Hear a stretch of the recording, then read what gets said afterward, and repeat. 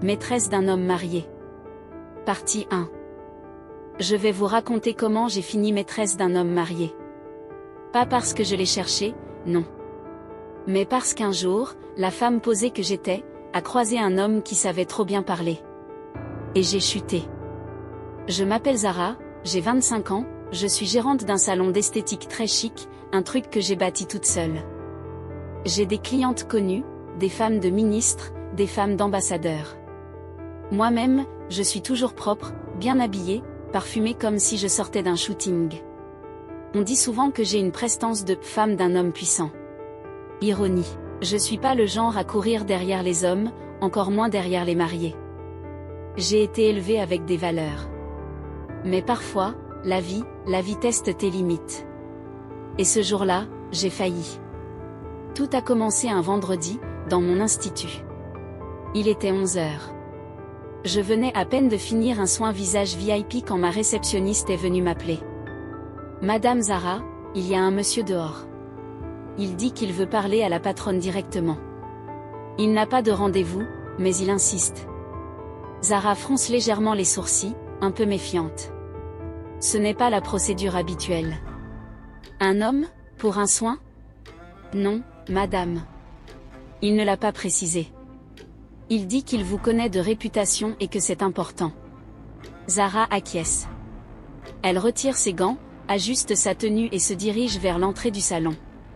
Son cœur bat un peu plus fort, une intuition étrange. Et c'est là qu'elle le voit. Il se tient là, imposant, au milieu du luxe discret du salon, presque comme une statue. Il s'appelle Pierre. Mais pas le genre de Pierre européen D. Non. Pierre Quadio.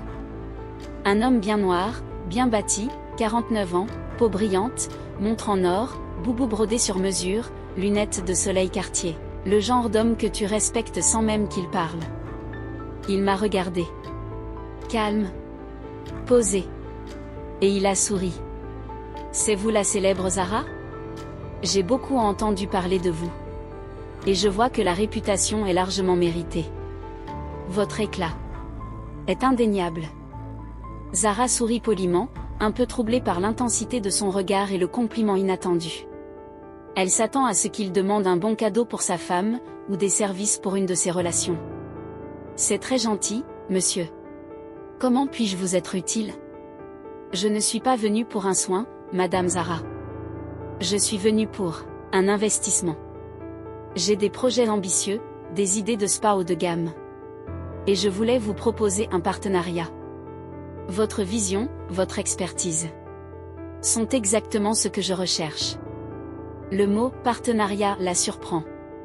Elle le conduit vers un petit salon privé à l'arrière du salon, une zone de consultation. Ils s'assoient face à face. Pierre parle, son regard ancré dans le sien. L'homme sait parler. Il connaît le marché, il jongle avec les chiffres, il sait flatter sans être lourd ou vulgaire. Et surtout, son regard n'est pas celui des autres hommes. Il ne regarde pas son corps. Il regarde ses yeux, il écoute attentivement quand elle parle, quand elle expose ses idées. Et ça la trouble profondément. Une connexion rare, inattendue. À la fin de la discussion, il lui tend une carte de visite sobre, épaisse, avec juste un nom, un numéro et un logo discret. Et là c'était l'erreur numéro 1. J'aurais dû sentir que c'était pas net. Que c'était trop beau pour être vrai. Mais j'ai appelé. On s'est revus. Une fois. Puis 2. Puis. Trop. Il était marié. Il ne l'a pas caché. Il l'a dit clairement. Je suis marié, Zara. Tu le sais. Mais je ne suis pas heureux. Cette vie. Elle est devenue une cage dorée. Et toi, t'as réveillé un truc en moi. Je sais pas comment expliquer. Une flamme que je croyais éteinte. Je l'ai regardée. J'ai voulu partir. J'ai essayé. Pierre. Je ne peux pas. Je ne suis pas ce genre de femme. Je ne peux pas être. Mais il m'a dit un truc que je n'oublierai jamais, Zara, je suis pas là pour jouer avec toi. Je veux te connaître. Même si c'est dans l'ombre. Et moi? J'ai dit oui. Pas parce que j'étais faible, pas parce que j'étais vénale. Non. Mais parce que j'étais seule, terriblement seule. Et qu'il parlait. Il parlait comme personne ne m'avait jamais parlé. Avec une sincérité qui me désarmait. On ne s'est pas touché tout de suite. On a parlé. Il me racontait ses projets, ses douleurs, sa fatigue. Et moi, je parlais aussi. J'ai ouvert mon cœur. Trop, je lui ai parlé de mes sacrifices, de mes déceptions, de mon ex qui m'a humiliée publiquement. Il a tout écouté. La première fois qu'il m'a embrassée, c'était dans sa voiture. Un soir de pluie. Et là c'était erreur numéro 2. Dès ce jour-là, je suis devenue sa deuxième vie. Il venait entre 2 rendez-vous. Il me couvrait de cadeaux, il me disait que j'étais son refuge. Il disait qu'avec moi, il respirait. Et moi, j'y croyais.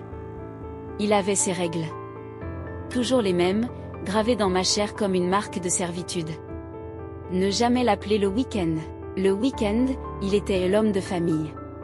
Ne jamais poser de questions sur sa femme. Elle n'existait pas dans notre bulle. Toujours rester discrète. Je devais être invisible. Et moi, j'obéissais. Je m'y conformais, avec une docilité que je ne me connaissais pas. Jusqu'au jour où elle m'a appelé. Sa femme. Madame Quadio. Quand le numéro a sonné, j'ai senti. C'était pas normal. Une intuition de femme. Et j'ai bien fait de décrocher, parce que ce que j'ai entendu a glacé mon sang.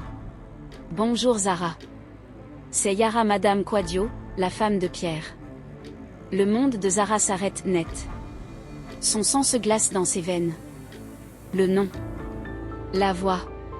La clarté brutale. Elle n'a jamais entendu cette voix, mais elle la reconnaît. C'est elle. La femme que Pierre lui a dit ne plus aimer. L'épouse invisible. Elle n'a pas crié. Elle n'a pas pleuré. Elle a parlé calmement, avec une assurance qui m'a déstabilisée. Madame Quadio? Je ne comprends pas. Oh, je pense que vous comprenez parfaitement, mademoiselle Aliyu. Ne me prenez pas pour une idiote. Je sais tout. Absolument tout. Je sais qui tu es. Je sais ce que tu fais avec mon mari. Je voulais juste t'entendre. Mettre une voix sur celle qui croit qu'elle est différente. Je n'ai rien dit. Parce qu'à ce moment-là, j'avais honte. Pas parce que j'étais fautive, non. Parce que je savais que je ne voulais pas arrêter, malgré tout. C'était ça le pire. Elle a continué. Tu crois qu'il va te choisir? Tu crois que t'es la première? T'es juste la maîtresse de la saison. Et je voulais que tu saches, il ne quittera jamais ce foyer. Il a trop à perdre. Puis elle a raccroché. Froidement. Comme si elle m'avait giflé par téléphone. J'ai regardé mon miroir. J'ai vu mon maquillage parfait, mon corps bien soigné, mes bijoux en diamant. Mais en vrai? Ce jour-là, je me suis sentie nue. Nue devant une réalité que j'avais refusé de voir, j'étais la cachette d'un homme qui ne voulait pas régler ses problèmes. Cependant chez Pierre. Pierre est assis sur un fauteuil en cuir, un verre de whisky à la main. Il est en train de naviguer distraitement sur son téléphone. Son visage est las. Soudain, Yara surgit dans le salon. Son entrée est brusque, presque violente. Son regard est glacé, son visage ravagé par la colère. Pierre, levant à peine les yeux, surpris. Chérie? Tout va bien? Je viens juste de rentrer, ne te fatigue pas à inventer des histoires, Pierre. Dit Yara le visage livide de colère. J'ai eu une discussion intéressante aujourd'hui. Avec une certaine mademoiselle Zara. Pierre se raidit. Il pâlit, ses yeux s'écarquillent. Quoi? De quoi parles-tu, Yara? Tu sais très bien de quoi je parle. Ta distraction. Ta parenthèse. Je t'ai dit de régler ça, Pierre. Tu ne m'écoutes jamais. La voix de Yara est pleine d'une puissance qu'il ne peut igniver. Mais Yara, je gérais la situation. C'était presque fini. Dit Pierre. C'est fini maintenant. Définitivement. Tu comprends? Fais en sorte qu'elle ne soit plus un problème. Sinon, crois-moi, tu auras de bien plus gros problèmes avec moi. Je sais tout, Pierre, et je ne reculerai devant rien pour protéger ma famille et mon nom. Elle retourne dans sa chambre. Pierre reste figé. Sa lâcheté est palpable. Il n'a plus le contrôle de rien. La peur se lit dans ses yeux, une peur qu'il n'a jamais montrée à Zara. À suivre. Alors mes amours, vous en pensez quoi de cette nouvelle histoire? Avez-vous une fois été maîtresse d'un homme marié? Dites-le moi en commentaire, si vous voulez la suite.